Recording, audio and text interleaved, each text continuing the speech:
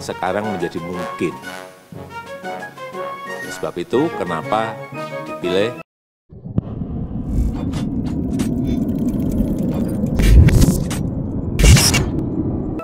menteri-menteri. Saya melihat kompak, kemudian juga saya melihat cepat mengeksekusi kalau ada keadaan-keadaan tertentu yang mendesak, tetapi juga saya melihat memiliki kemampuan detail lapangan yang baik. Presiden Joko Widodo akhirnya mengumumkan susunan Menteri Kabinet Indonesia Maju di Istana Kepresidenan.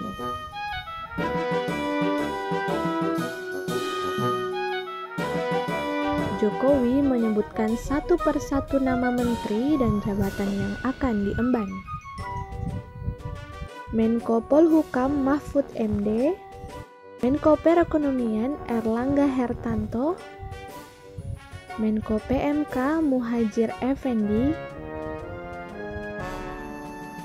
Menko Kemaritiman dan Investasi Luhut Binsar Panjaitan, Menteri Pertahanan Prabowo Subianto, Menteri Sekretaris Negara Pratikno, Menteri Dalam Negeri Muhammad Tito Karnavian, Menteri Luar Negeri Retno Marsudi,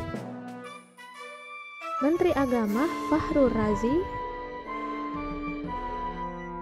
Menteri Hukum dan HAM Yasona Lauli, Menteri Keuangan Sri Mulyani Indrawati, Menteri Kelautan dan Perikanan Edi Prabowo, Menteri Desa dan Pembangunan Tertinggi dan Transmigrasi Abdul Halim Iskandar, Menteri Agraria, Tata Ruang dan Kehutanan Sofyan Jalil, Kepala Bappenas Suharso Monoarfa, Menpan Reformasi Birokrasi Djahjo Kumolo, Menteri BUMN Erick Thohir,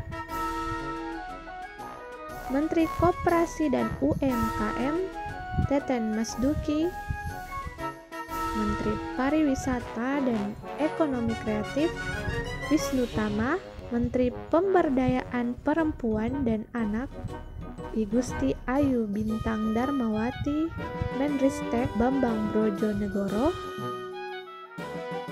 Menteri Pemuda dan Olahraga Zainuddin Amali, Mendikbud Nadiem Makarim, Menteri Kesehatan Dr. Terawan, Menteri Sosial Juliari Batubara,